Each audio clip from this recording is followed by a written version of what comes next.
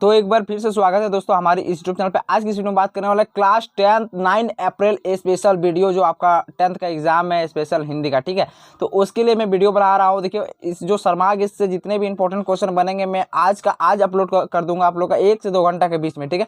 आप लोग क्या कीजिए कि वीडियो खोल के 1 से 2 बार आप लोग देख लीजिए बिना स्किप किए, तो आप लोग को ऑटोमेटिक समझ में आ जाएगा, ठीक है। क्योंकि आप लोग का एग्जाम 9 अप्रैल यानी कल आप लोग का एग्जाम है। इसीलिए देखिए, मैं बच्चा का जो कमेंट किया था उसको देखते हुए इस वीडियो को मैं बना रहा हूँ, जैसे कि आप लोग को एग्जाम में कोई दिक्कत ना हो। देखिए, जो पैसेज का वीडियो है, ठीक है, जो पैसेज का जो वीडियो है आप लोग को उस अलग वीडियो में मिलेगा, क्योंकि पैसेज आपका हो सके आपका पैसेज मॉडल सेट से दिया जाएगा चाहे नहीं दिया जाएगा, लेकिन चैप्टर और अभिमाध्यम जितने भी आप लोग का इधर से पूछा जाएगा, पाठ्य पुस्तक व्याकरण, जितने भी व्याकरण से पाठ्य पुस्तक से आपसे पूछा जाएगा, तो इस वीडियो के माध्यम से टोटल सॉल्यूशन देखने वाले हैं, ठीक है। तो चलिए वीडियो की स्टार्ट करते हैं। 10th के लिए स्पेशल हेल्पफुल होने वाला है। तो चलिए, आपका जो फर्स्ट क्वेश्चन क्या है, देखिए ये गद्यांश, ठीक है। लहरों से डरकर नौका पार नहीं होती, कोशिश करने वालों की कभी हार नहीं होती। क्या पे बोला जा रहा है कि लहरों से नौका डरकर पार नहीं होती, कोशिश करने वालों की कभी हार नहीं होती, ठीक है। नन्ही चोटी जब दाना लेकर चलती है, चढ़ती दीवारों पर 100 बार फिसलती है। क्या बोला जा रहा है पे, नन्ही चींटी जब दाना लेकर चलती है, चढ़ती दीवारों पर 100 बार फिसलती है। मन का विश्वास रंगों में साहस भरता है, चढ़कर गिरना गिरकर चढ़ना ना अखरता है। आखिर उसकी मेहनत बेकार नहीं होती, कोशिश करने वालों की कभी हार नहीं होती, ठीक है। चलिए, मैं गद्यांश को इतना ही पढ़ रहा हूँ, आपको सिर्फ आंसर बता रहा हूँ, ठीक है। चलिए, आपका जो फर्स्ट क्वेश्चन है, देखिए फर्स्ट क्वेश्चन क्या है, किससे डरकर नौका पार नहीं होता है। तो किससे आप अभी पढ़े कि लहरों से डरकर नौका पार नहीं होता है। नन्ही चींटी दाना लेकर कहाँ चढ़ती है, ठीक है। तो कहाँ चढ़ती है, दीवारों पर चढ़ती है। कहाँ चढ़ती है, दीवारों पर चढ़ती है। आपका जो ऑप्शन नंबर 1 राइट आंसर हो जाएगा, ठीक है। चलिए अगले प्रश्न की बात कर लेते हैं। अगला प्रश्न देखिए, यहाँ पे क्या बोला जा रहा है, चढ़ती दीवारों कि नन्ही चींटी जब दाना लेकर चढ़ती है दीवारों पर। मैंने आंसर आपको दिखा दिया, कोई दिक्कत नहीं है। चलिए अगले प्रश्न की बात कर लेते हैं। अगला प्रश्न क्या है, मन का विश्वास रंगों में क्या भरता है। जो मन का विश्वास है वो रंगों में क्या भरता है, साहस भरता है। क्या भरता है दोस्तों, साहस। चलिए अगला प्रश्न क्या है, सिंधु में डुबकियां कौन लगाता है। सिंधु में जो डुबकियां वो कौन लगाता है। तो यहाँ पे गोताखोर लगाता है। गोताखोर को गंगा मैया भी बोला जाता है।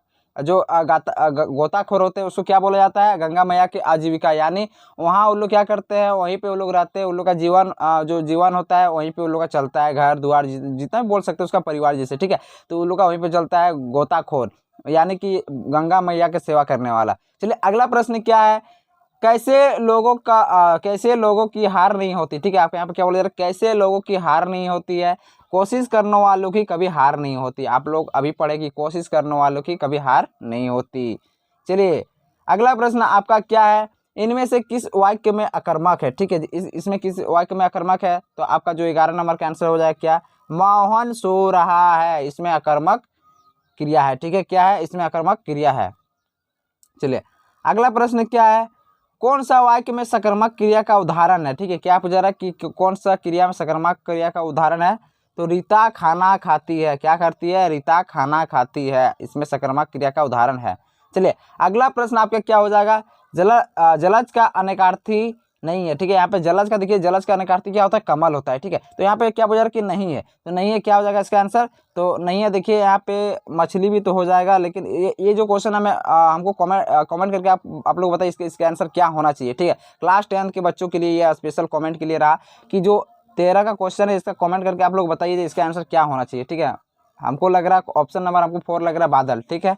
चलिए अगले क्वेश्चन की बात कर लेते हैं। जो अगला क्वेश्चन आपका है क्या है, दो पदों या शब्दों के मेल से बना तीसरा पद क्या कहलाता है। तो जो आपका दूसरा नंबर क्या हो जाएगा, समास। क्या कहलाता है, समास कहलाता है, ठीक है।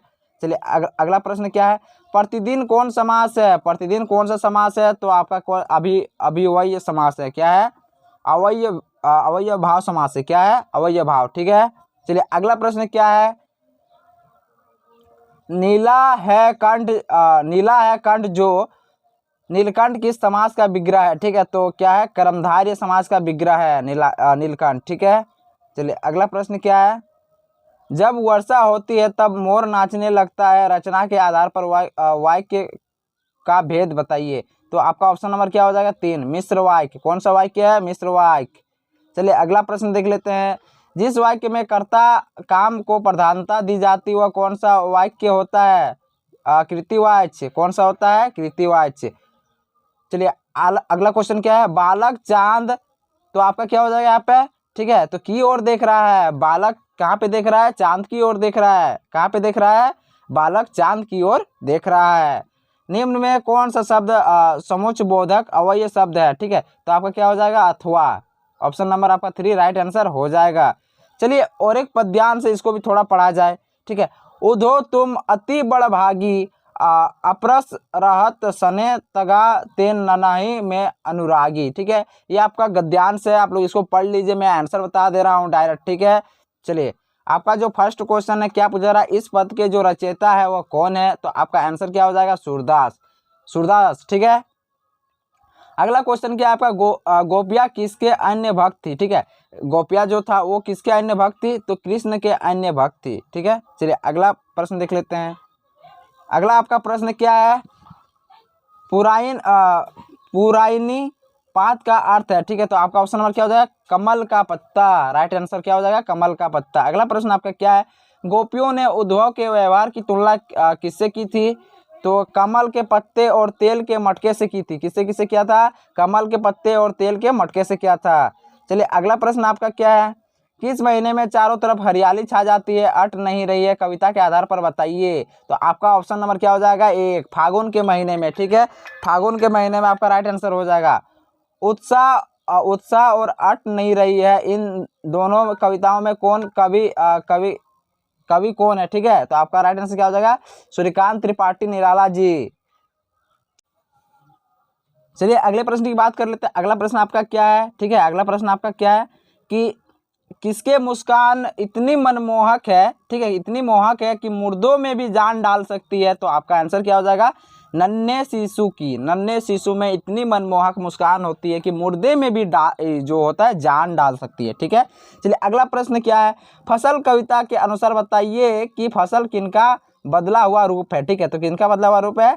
सूर्य के किरणों का। सूर्य के किरणों का बदला हुआ रूप है। चलिए अगला प्रश्न आपका क्या है? बाल गोविंद भगत से है। ठीक है, तो देखिए मैं डायरेक्ट आंसर और क्वेश्चन बता रहा हूँ आप लोग को, आप लोग गद्यांश थोड़ा पढ़ लीजिए। ठीक है, बेटे के मरने के पर बाल गोविंद भगत क्या कर रहे थे? तो क्या कर रहे थे? गा रहे थे। ठीक है, क्या गा रहे थे? गा रहे थे। बाल गोविंद भगत बेटे के मरने के बाद क्या कर रहे थे? गा रहे थे। ठीक है, चलिए अगला प्रश्न आपका क्या है? भगत जी का बेटा कैसा था? जो भगत जी का बेटा था वो कैसा था? तो सुस्त और बोधा-सा। किस तरह था? सुस्त और बोधा-सा। चलिए अगला प्रश्न क्या है? भगत जी की पुतोहू कैसी थी? जो भगत जी का पुतोहू था, ठीक है, वो किस तरह था? तो आपका राइट आंसर क्या हो जाएगा यहाँ पे? सुभग और सुशील होने के साथ साथ घर की पूरी प्रबंधिका। ठीक है, चलिए अगला प्रश्न आपका क्या है? बोधा का अर्थ है। ठीक है, बोधा का अर्थ क्या होता है? कम बुद्धि वाला। क्या होता है? बोधा का अर्थ क्या होता है? कम बुद्धि वाला। ये वीडियो आप लोग के लिए बहुत ही स्पेशल होने वाला है क्योंकि आपका क्वेश्चन मॉडल सेट और शर्मा गेट से पूछा जाता है अधिकतर। अगला प्रश्न क्या है? नेताजी का चश्मा पाठ में पान वाला किस तरह का व्यक्ति था? ठीक है, तो किस तरह का व्यक्ति था? एक मोटा, हंसमुख और खुश मिजाज व्यक्ति था। ठीक है, चलिए अगला प्रश्न की बात कर लेते हैं। अगला प्रश्न आपका क्या है? नेताजी का चश्मा पाठ में नेताजी का प्रतिमा किस चीज की बनी थी? तो आपका राइट आंसर क्या हो जाएगा? संगमरमर पत्थर की। किसका? संगमरमर पत्थर की। चलिए अगला प्रश्न आपका क्या है? नेताजी की मूर्ति पर चश्मा कौन बदलता था? ठीक है, तो कौन बदलता था? कैप्टन बदलता था। कौन बदलता था? कैप्टन। नेताजी का चश्मा पाठ के लेखक कौन है? ठीक है, लेखक कौन है? तो आपका आंसर क्या हो जाएगा? स्वयं प्रकाश। स्वयं प्रकाश जी है। ठीक है, चलिए और एक गद्यांश दिया हुआ है, इसको भी आप लोग पढ़ लीजिए, मैं डायरेक्ट आंसर बता दे रहा हूँ बिना देरी किए हुए। तो प्रस्तुत जो गद्यांश इसे किस पाठ से लिया गया है? तो आपका क्या हो जाएगा आंसर? माता का आंचल। क्या हो जाएगा? माता का आंचल। लेखक क्या खेलते थे? यहाँ पे पूछा रहा है लेखक क्या खेलते थे? तो लेखक क्या खेलते थे इसमें? नाटक। नाटक खेलते थे लेखक। क्या खेलते थे? नाटक। चलिए अगला प्रश्न क्या है आपका? ठीक है, 39 नंबर का प्रश्न। इस गद्यांश में किस मेले की चर्चा की गई है? तो आपका ऑप्शन नंबर क्या हो जाएगा? ददरी का मेला। किसका मेला? ददरी का मेला। रहरी किसे कहते हैं? आपका आखिरी प्रश्न है, रहरी किसे कहते हैं? तो अरहर के दाल को कहते हैं। ठीक है, ठीक है। कोई आपका बाजा का कुछ साउंड आ रहा होगा, गांव में यज्ञ हो रहा है इसीलिए कोई साउंड आ रहा है। ठीक है, तो भी मैं आप लोग का एग्जाम को देखते हुए वीडियो अपलोड कर रहा हूँ। ठीक है, बना रहा हूँ। आप लोग को कोई दिक्कत हो रहा है तो सॉरी। ठीक है, तो आज के लिए इतना ही, मिलते हैं नेक्स्ट वीडियो में। जय हिंद, जय भारत।